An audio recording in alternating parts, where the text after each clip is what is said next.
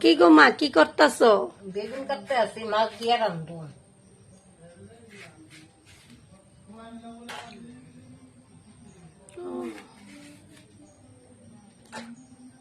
দেখছো, আজকে মাছ দিয়ে বেগুন দিয়ে আলু দিয়ে ঝোল হইব।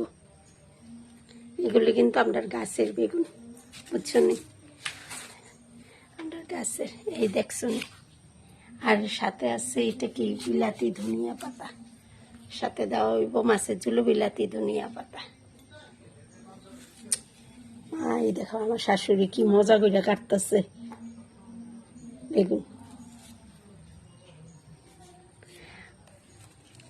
পুকটুক নাই না?